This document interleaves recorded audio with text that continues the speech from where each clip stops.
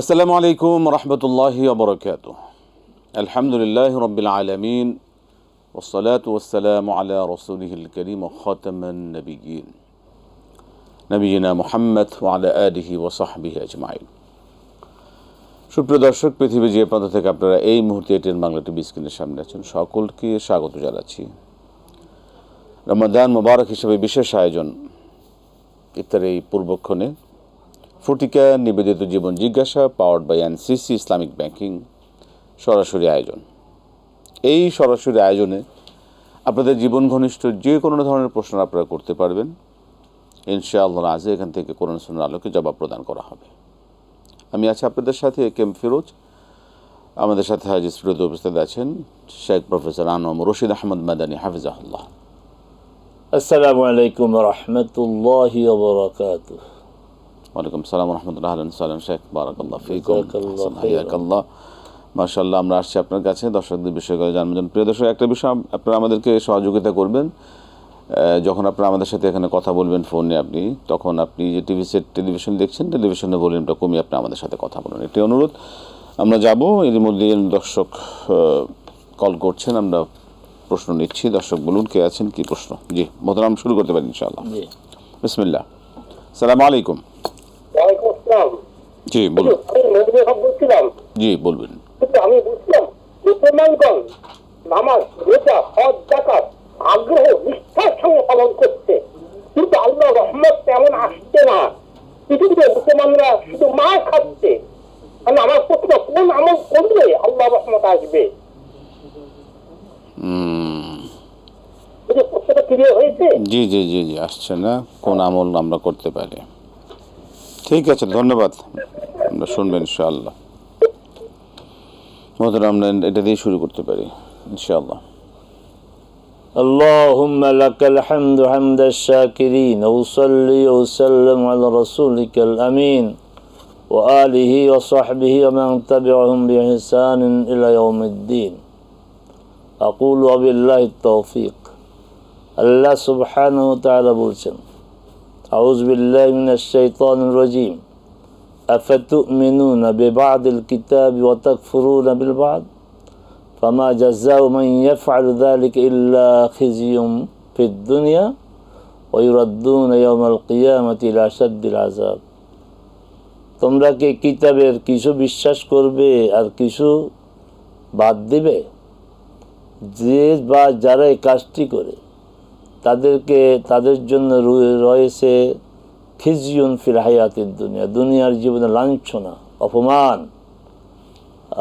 এখানে শেষ না, আখিরাতে তাদেরকে হাঁকিয়ে নেওয়া হবে কঠিনতম শাস্তির দিকে। জনাব মুমিনুল হক সাহেব, মুসলমানরা কি ইসলাম পুরো মানছে নাকি এইভাবে মানছে? মসজিদে মানে, রমাদানে মানে, রমাদানের বাইরে মানে না, মসজিদে মানে, মসজিদের বাইরে মানে না, হজে যায় মানে, হজের বাইরে মানে না। কিন্তু এই যে কোরআনের সার্বিক বিধানগুলোকে মানছি আমরা, অতএব আমরা তো মার খাবই। বনি ইসরাইল সম্পর্কে বলা হয়েছে তাদেরকে মর্যাদা দেওয়া হয়েছে, কিন্তু তারা তাদের দায়িত্ব পালন করেনি। দরিবাত আলাইহিমুদ্দিল্লাহ, তাদের উপরে অপমান লাঞ্ছনা চাপিয়ে দেওয়া হয়েছে। অবাউ বেগাদাবি মিনাল্লাহ, তারা আল্লাহর সন্তোষ অর্জন করেছে। ওয়াল মাসকানা, অভাব অনটন।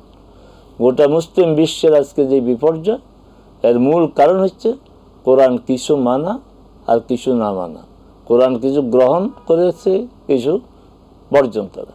এইমাত্র দেখলাম আমাদের এটিএনের স্কোর যাচ্ছে, বিবাহের প্রলোভনে কাউকে যদি ধর্ষণ করা হয় তার শাস্তি 7 বছর। কে দিলেন এই শাস্তি?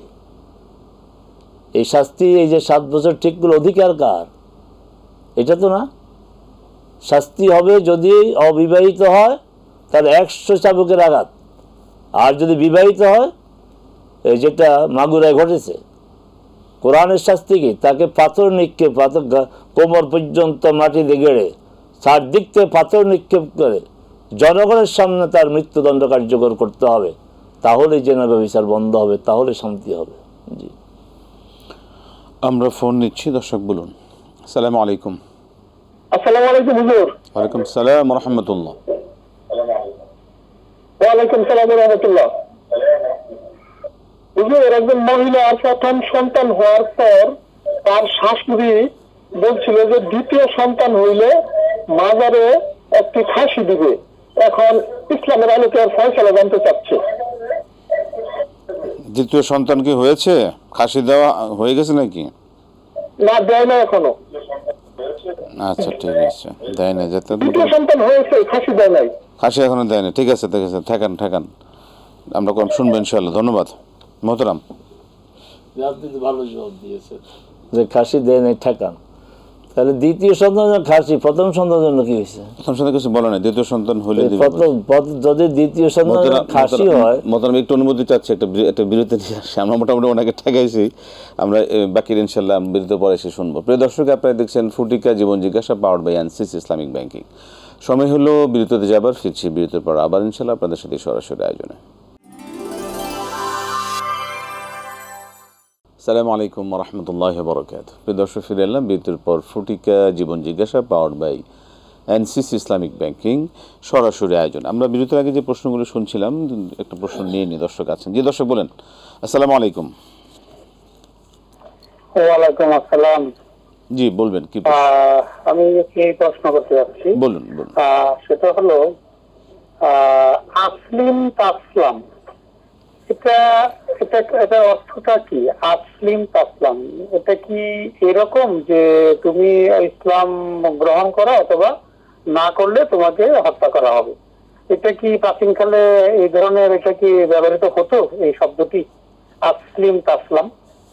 ধন্যবাদ। ঠিক আছে, অনেক ধন্যবাদ মোহতারাম। এর আগে একটা প্রশ্ন ছিল, প্রথম সন্তানের পরে দ্বিতীয় সন্তান হলে নিয়ত করেছিলেন যে মাজারে খাসি দিবেন, এটা কি দিতে হবে নাকি?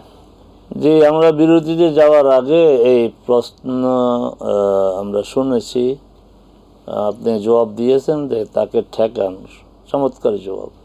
তা আমার প্রশ্ন হলো যে প্রথম সন্তানের জন্য কি করলেন তা তো বলেন নাই। এখানে যে খাসি হয় তখন তো গরু হওয়া উচিত, তো আদৌ গরু মানত করেছি না, এগুলো করবেন না। মাজার এটি তো ঠিক না, মাজার যে জিয়ারতের জায়গা এই নামটা ঠিক না, সব কবর। আচ্ছা, কবর জিয়ারত করা যাবে, কিন্তু কবরকে কেন্দ্র করে মানত করা, কবরকে কেন্দ্র করে সেখানে যাওয়া, কবরকে কেন্দ্র করে অনুষ্ঠান করা, এগুলির সাথে ইসলামের কোনো সম্পর্ক নয়। আপনি বরং যে খাসি ওখানে দিতে বলেছেন এটা কোনো এতিমখানা দিয়ে দেন, আর অথবা গরিব মানুষকে জবাই, এই খাসি কিনে জবাই করে যারা এক কোরবানি আরেক কোরবানির মাঝে কোনো গোশত পায় না তাদের মধ্যে এটা বিতরণ করে দেন। আসলিম তাসলিম আপনি নিজে নিজে একটা ব্যাখ্যা করলে হবে না, তো জিজ্ঞাসা করছেন, এটাই ভালো। জিজ্ঞাসা করে আবার নিজে জবাব দেবেন কেন? আর আসলাম তাসলাম একবার বললেই আমরা শুনতাম বুঝতাম, আপনি তিনবার বলেছেন, সময় কমাবেন। আসলাম অর্থ ইসলাম গ্রহণ করো, তাসলাম তুমি নিরাপদ হবে, নিরাপত্তা লাভ করবে। এটা কি ক্ষেত্রে ব্যবহৃত হয় না, এটা হাদিসের অংশ। ওই যে অমুসলিম শাসকদেরকে চিঠিতে সতর্ক করতেন, আসলাম না সতর্ক দাওয়াতি কাজ, আপনি ইসলাম গ্রহণ করলে আপনি নিরাপত্তা থাকে, শান্তির বার্তা। আসলেন তাসলামের বিভিন্ন রাষ্ট্রপ্রধান থেকে চিঠি দিতেন দাওয়াতের জন্য, এই কথাটা তিনি। এটা কোনো হুমকি টুমকি এরকম কিছু না, দাওয়াতি কাজ ছিল, সাধারণ ছিল। জি এটাই আমরা শুনলাম। জি দর্শক বলবেন কি প্রশ্ন আপনার? আসসালামু আলাইকুম। জি বলবেন কি প্রশ্ন? তারাবি নামাজ 9 রাকাত পড়া কি জায়েজ? তারাবি নামাজ 9 রাকাত পড়া কি জায়েজ? তারাবি নামাজ কত রাকাত? জি আসসালামু আলাইকুম। জি ওয়ালাইকুম সালাম। তারাবি নামাজ কত রাকাত? 900 রাকাত। 900? একদিনে 900 রাকাত। একদিনে 900? আচ্ছা ঠিক আছে, আর কোনো প্রশ্ন? জি 900 রাকাত। 900 রাকাত। আচ্ছা ঠিক আছে আপনি কখনো পড়ছেন? আল্লাহ বাঁচাইছে মোহতারাম। এইসব প্রশ্নের জবাব কি দেব আমরা? তারাবি 900 রাকাত। আমি তো আমার যে বয়স চলছে 65 বছর চলছে, আমি জীবনে এই ধরনের প্রশ্ন শুনি নাই, এই প্রথম শুনলাম। আপনারা শুনেছেন কিনা? না এরকম এত একদম। জি তো এই সমস্ত কথা আপনারা কোথায় শুনেন, আবার এগুলি আবার বিশ্বাস করেন তার প্রমাণ হিসেবে প্রশ্ন করেছেন অনেক কষ্ট করে। এগুলো তো বিশ্বাস করার বিষয় না। 900 রাকাত তো 900 রাকাত পড়তে তো পুরো রাত শেষ হয়ে যাবে, এই রাত তো হবে না। আপনি ওই যে সম্ভব না, মাগরিবের পর শুরু করবেন, ফজরের পরও এই নামাজ চলতে থাকবে। ইন্না লিল্লাহি ওয়া ইন্না ইলাইহি রাজিউন। 5G 6G যদি দিয়েও যদি নামাজ পড়ে তাও তো 900 রাকাত তাও সম্ভব না। গুনবে কখন? তো সেটা তো তাহলে গণার জন্য লোক ঠিক করে রাখতে হবে। আল্লাহু আকবার, আল্লাহু আকবার। জি, এটা আসলে এগুলো কোনো মানে কোনো যৌক্তিকের মধ্যে পড়ে না, সুতরাং এগুলো কখনো গ্রহণযোগ্য নয় এসব কথাবার্তা। জি, আমরা প্রশ্নে যাব। জি দর্শক বলুন। আসসালামু আলাইকুম। আসসালামু আলাইকুম হুজুর। জি, আমার একটা প্রশ্ন ছিল যে আমরা যখন 4 রাকাত নামাজে যাই, ফরজ নামাজে যখন আর কি যাই, তখন দেখা গেল আমি 3 রাকাত চলে গেছে, 4 রাকাতে আমি অংশগ্রহণ করেছি। তখন কোন 2 রাকাতে আমি সূরা মিলাবো? জি, সেই ক্ষেত্রে সেটা কিভাবে পড়বেন? জি জি জি যে সেটা আপনি 1 রাকাত যদি পান, 4 রাকাত বিশিষ্ট নামাজে সেই রাকাতটা আপনি কিভাবে পুরো করবেন, তাই তো? জি, অনেক ধন্যবাদ, আমরা শুনবো আপনার বিষয়ে। জি, অনেক যে প্রশ্ন তো এমনই। মোহতারাম একটু অনুমতি চাচ্ছি, বিরতির সময় হয়ে গেলে ইনশাল্লাহ শুনবো। প্রিয় দর্শক, আপনারা দেখছেন ফুটিকা জীবন জিজ্ঞাসা, powered by NCC Islamic banking. সময় হলো আবারও বিরতি নেবার, ফিরছি বিরতির পর আবার ইনশাল্লাহ আপনাদের সাথে সরাসরি আয়োজনে। আসসালামু আলাইকুম রহমতুল্লাহ বরকাত। প্রিয় দর্শক, ফিরে এলাম বিরতির পর ফুটিকা জীবন জিজ্ঞাসা, powered by NCC Islamic banking সরাসরি আয়োজনে। আমরা আবারও দর্শকদের প্রশ্ন নেব। দর্শকজি বলুন। আসসালামু আলাইকুম। হুজুর 900 রাকাত তারাবি নামাজ কি পড়া যাবে? 900 রাকাত 900 রাকাত আপনি কি পড়ছেন?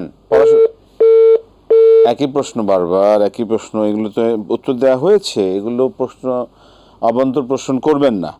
আচ্ছা মোহতারাম, পরবর্তী প্রশ্নে যাই আমরা। 4 রাকাত বিশিষ্ট সালাতে শেষ রাকাত যদি পান, সেই ক্ষেত্রে কি করবেন? জি, 7 রাকাত বিশিষ্ট সালাতের আপনি শেষ রাকাত পেলেন, আপনি ইমাম সাহেব সালাম ফেরানোর পর আপনি যে রাকাত পড়বেন, এটা হবে আপনার প্রথম রাকাত। সূরা ফাতিহার সাথে সূরা পড়বেন, এরপরে বসবেন, দাঁড়াবেন, এটা হচ্ছে এখন যে রাকাতের আপনার হবে দ্বিতীয় রাকাত। সূরা ফাতিহা পড়বেন, সূরা ফাতিহার সাথে সূরা মিলাবেন, তারপর হবে আপনার জন্য আরেক রাকাত। জি না, এরপর আর 2 রাকাত থাকবে। সেটা 1 রাকাত পেয়েছেন, 1 রাকাত পেয়েছে, সেটা আরেক রাকাত পড়ে বসবেন, 2 রাকাত হলো। তাহলে এই যে দ্বিতীয় রাকাতে সে সূরা ফাতিহা পড়বে, সূরা মিলাবে, এটা তার জন্য প্রথম রাকাত। হ্যাঁ, এরপর তাশাহুদ পড়ার পর আবার যে উঠবে, এটা তার জন্য দ্বিতীয় রাকাত। দ্বিতীয় রাকাত। হ্যাঁ। জি, আমরা প্রশ্ন নিচ্ছি। দর্শক বলুন। আসসালামু আলাইকুম। ওয়ালাইকুম আসসালাম ওয়া রাহমাতুল্লাহ। জি বলুন। আসসালামু আলাইকুম। জি জি বলুন, কথা শুনছেন হুজুর। হুজুর, আমি জানতে চাই, একটি উমরা হজ যদি করি, উমরা হজে যদি আমি যাই, উমরা হজে গেলে এখানে কি আমার মার নামে করি, বাবার নামে করি, তাহলে আমার বাবা মা সব পাবো, আমি তো সব পাবো? আচ্ছা, বাবা মার পক্ষ থেকে উমরা করলে আপনি কি সওয়াব পাবেন কিনা? জি জি ঠিক আছে। আচ্ছা, হ্যাঁ, আমি উমরা গিয়ে যদি দুজনের নামে করি, বাবার নামে, আপনার সওয়াব। জি ধন্যবাদ, আমরা শুনবো আপনার বিষয়। জি, আপনার প্রশ্ন আরো কিছু সংশোধনী আছে। উমরা হজ কেন? উমরা হজ বলতে কোনো কিছু নাই। হজ একটি ইবাদতের নাম, উমরা আরেকটি ইবাদতের নাম। আমাদের দেশে মানুষ এই ইসলামী পরিভাষাগুলিকে মেসাকার করে ফেলছে। বড় হজ, ছোট হজ, উমরা হজ, দুইটা আলাদা ইবাদত। হজ সেটা হচ্ছে জিলহজ মাসে যেটা হয়, আরাফা দিবসে আরাফাতে অবস্থান, এইটাই হজ। আর ওখানে গিয়ে এহরাম করে, তাওয়াফ করে, তারপরে সাই করে, তারপরে মাথা কামায় অথবা চুল কাটে, এটার নাম হচ্ছে উমরা। কখনো আর এই ভুলটা করবেন না, ছোট হজ, বড় হজ, উমরা হজ না। আপনার উমরা তো আপনিই করবেন, আপনি উমরা করে আপনার বাবা মার জন্য দোয়া করবেন। হ্যাঁ, যদি এরপরে সুযোগ হয়, দেশে চলে আসলেন, পরের বছর বাবার পক্ষ থেকে করেন, পরের বছর মার পক্ষ থেকে করবেন। এখন প্রশ্ন হচ্ছে আপনি যে করতে সব হবে কি না? হ্যাঁ, সব হবে, আপনারও সব। কারণ কাজগুলি আপনি করতেছেন, আপনাদের কষ্ট হচ্ছে, আপনাদের ব্যবসা সংসার ফেলে যাচ্ছেন, আপনি ওখানে গিয়ে তাওয়াফ করবেন, সাই করবেন, তার তো কষ্ট হবে, এই জন্য আপনিও সব পাবেন।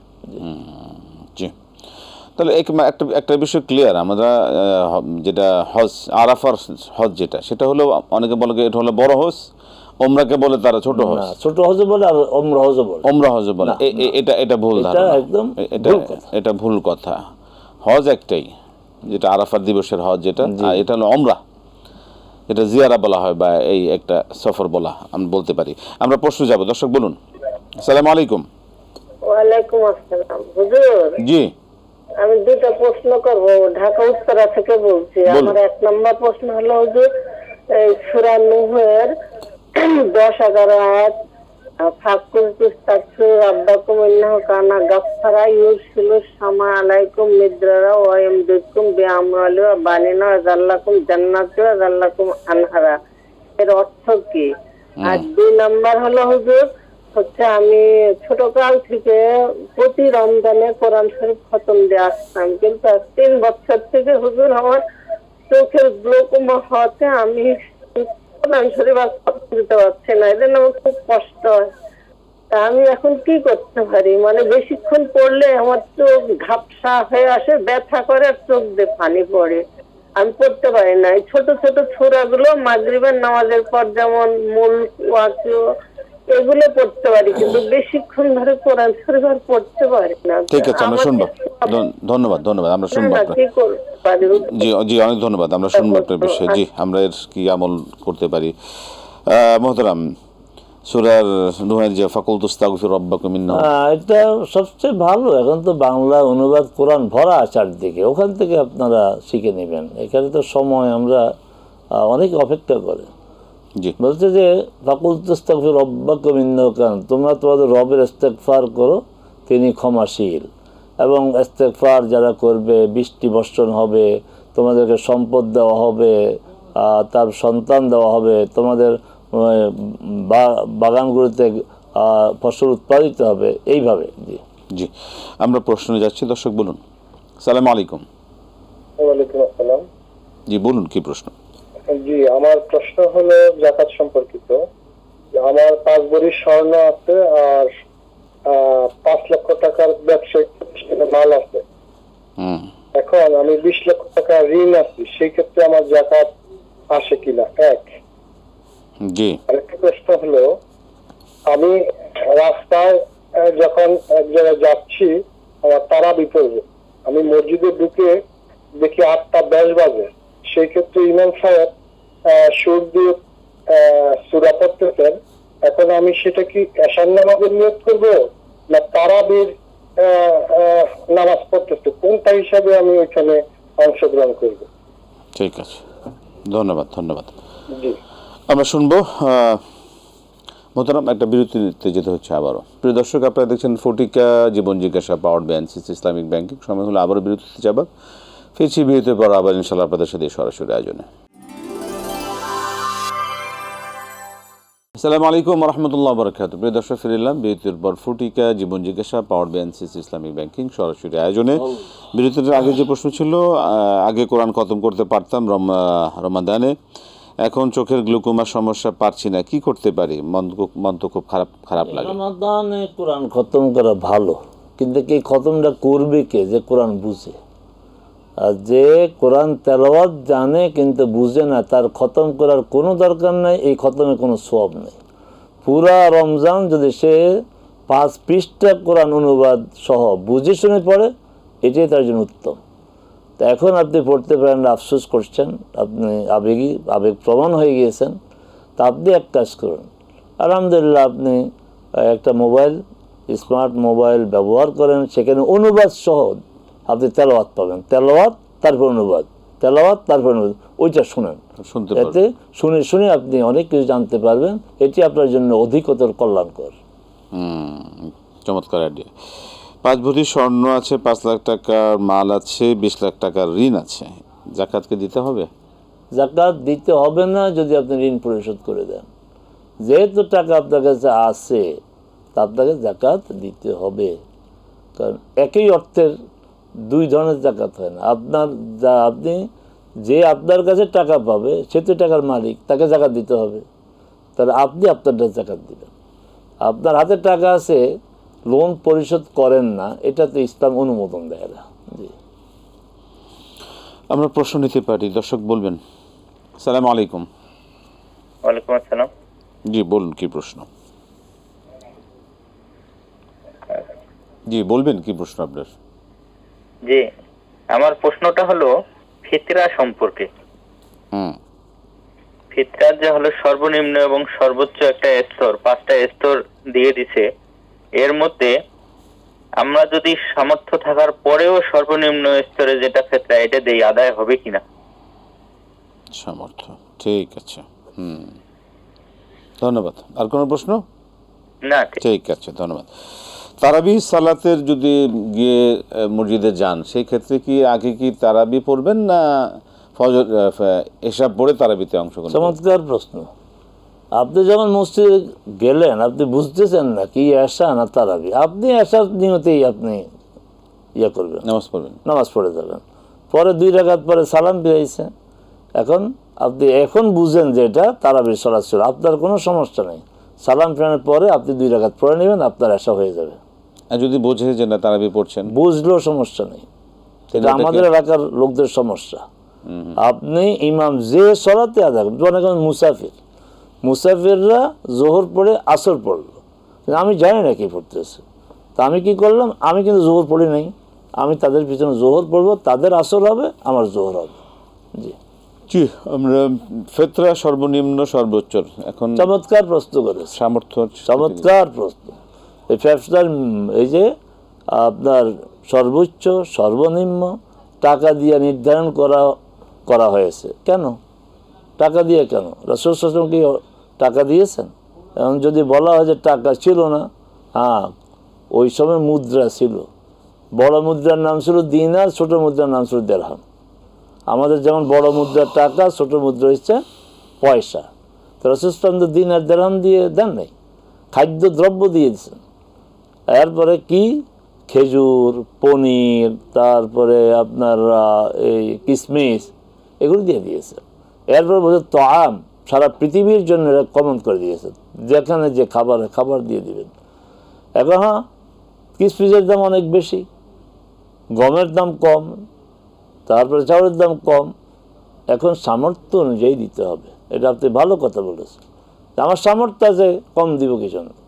আল্লাহ সুবহানাহু ওয়া তাআলা বলছেন লান তানালুল বিররা হাত্তা তুনফিকু মিম্মা তুহিব্বুন, তুমি যা পছন্দ করো সেখান থেকে যদি না দাও কল্যাণ অর্জন করতে পারবে না। তা আমার 500 টাকা দিতে কষ্ট হয়, মানে এই 500 টাকা মহব্বত করি, আমি কোনো রকম ওই যে 100 টাকা দিয়ে ছাড়তে চাই, তাহলে ওই কল্যাণ তো অর্জন করা যাবে না। প্রত্যেকে তার সামর্থ্য অনুযায়ী আপনার সাদাকাতুল ফিতর দেওয়া আছে। আপনার চলন বলনটা কি সামর্থ্য অনুযায়ী না?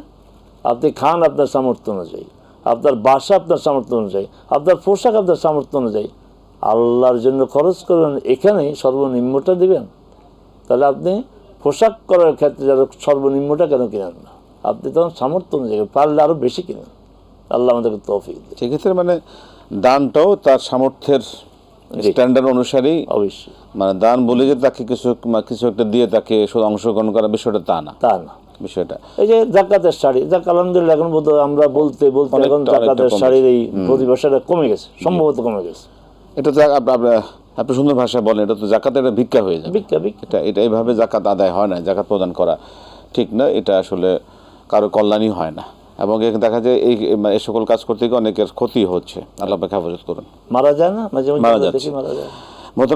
আমাদের হাতে আজকে সময় নেই। আপনাকে অসংখ্য ধন্যবাদ। জাযাকাল্লাহু খাইর, বারাকাল্লাহু ফীকুম। প্রিয় দর্শক, আমরা শুনছিলাম আপনাদের মূল্যবান প্রশ্নের আলোকে আমরা আমাদের জীবনটা কিভাবে সাজাতে পারি। কোরআন সুন্নাহর আলোকে আমরা ব্যাখ্যা শুনলাম। আল্লাহ পাক আমাদের কবুল করে এইভাবে জানবো, মানবো। আল্লাহ পাক আমাদেরকে এইভাবে জানার মানার তৌফিক দান করুন। আজকে শেষ করছি, প্রিয় দর্শক বিদায় নিচ্ছি। আসসালামু আলাইকুম ওয়া রাহমাতুল্লাহি ওয়া বারাকাতুহু।